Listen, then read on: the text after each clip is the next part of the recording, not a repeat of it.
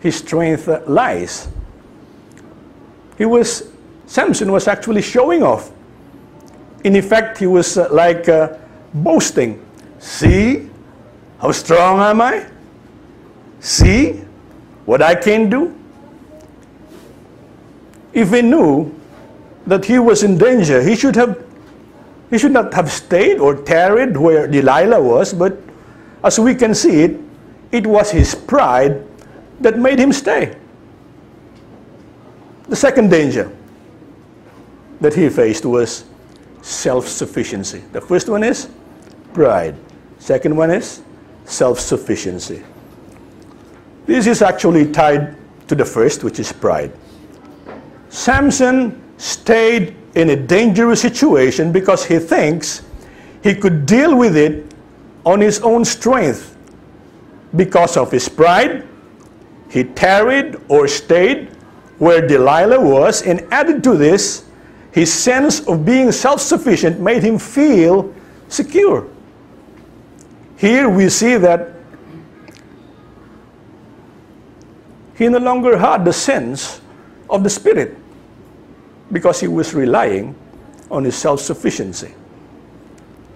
In the narrative of Samson, we observe that there is a change in chapter 16, which is very subtle. The narrative of Samson is from chapters 13 to 16 of the book of Judges. Now in chapters 14 and 15, in specific situations wherein extraordinary ability is required, it mentions that the Spirit came on Samson in power. Note very well that we read nothing of the Spirit in chapter 16. We've read it through, right? Have you read anything about the Spirit coming on Samson? It's not there. When he was in Gaza to sleep with a prostitute, Samson is cornered and there was no escape. At midnight, Samson arises and demolishes the city gate, posts, bars, everything loose, and carries them to the top of the hill between Gaza and Hebron, a distance of about 64 kilometers from here to Clark Air Base. You see it? We see him rumbling with those posts, bar and post. Amazing, right? The incident with Delilah, there were tests in each of these occasions. Samson displayed extraordinary strength, snapping 7 green vines like strings over a flame, snapping new ropes like thread, pulling the loom which braided his hair. Note again that in each of these occasions, we do not find any word regarding the Spirit. Question: did the Spirit enable Samson in chapter 16 as he did in chapters 14 and 15? What's the answer? Of course. Absolutely. No question on that. The ability of Samson came from the Spirit. Then why is it that we do not read of the Spirit in chapter 16? I propose 2 possibilities. Firstly, it was told us 3 times. Hence, you should get the message. Whenever Samson does something extraordinary, the Spirit has come on him in power.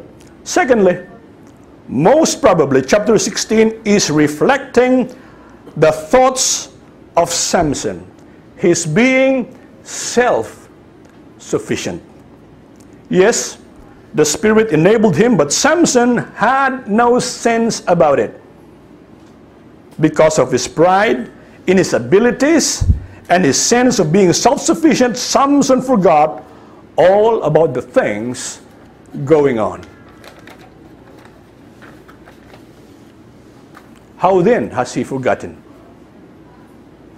The incidents narrated in chapters 14 and 15 surely points to the fact that he knows the Spirit has come upon him in power. it would be absurd for him not to have known it. However, in his pride and being self-sufficient, he took for granted the presence of the Spirit. Now he thinks to himself, look at the deeds I have done so far. Look at it. Marvel, I've done these things. The third danger. We had the pride, we had the self-sufficiency, and we had the third danger that he faced. Samson changed his purpose. What was Samson to be? A Nazirite for life. But he changed his purpose in life and started to live for himself. Because of his strength, he escaped an imminent capture and a situation perpetuated by his lust in Gaza. Still, God graciously delivered him. But Samson showed no repentance. There was no cry for help, no plea for help.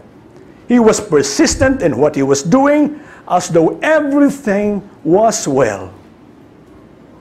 But all was not well. Let's look at the third point, Samson's fall. Again, we understand this greatly.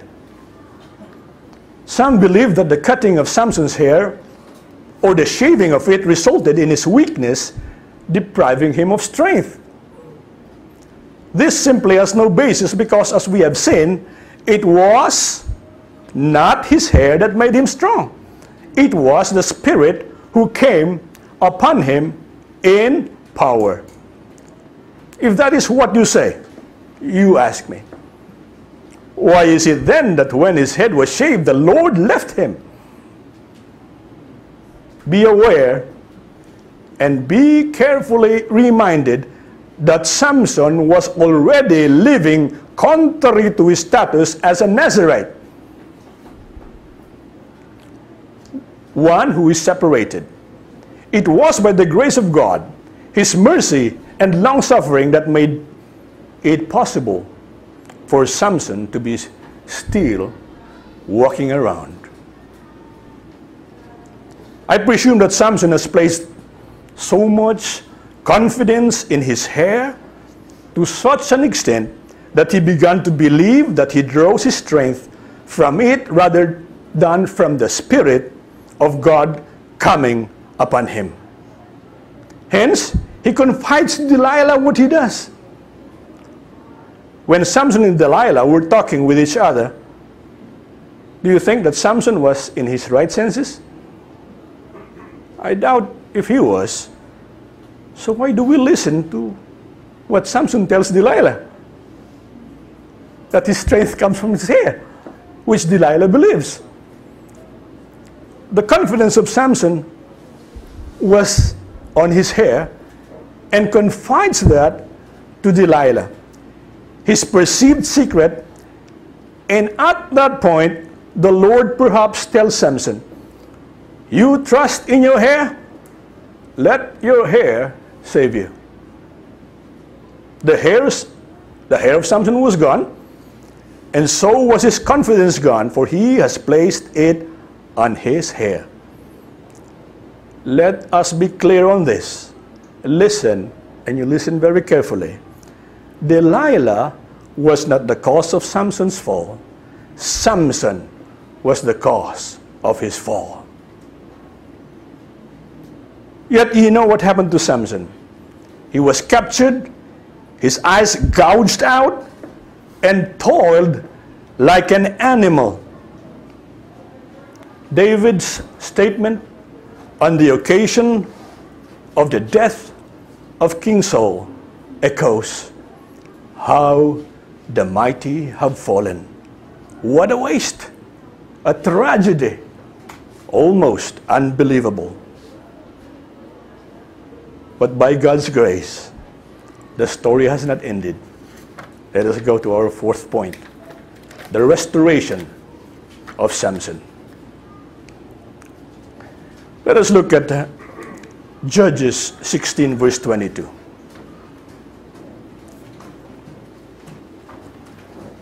the hair on his head began to grow again after it had been shaved. You wonder why this was written in this narrative. Isn't it obvious? That is what hair does. You shave it, it grows. Yes, of course. That's it what hair does. But this matter of hair keeps popping up in here. But do not be sidetracked.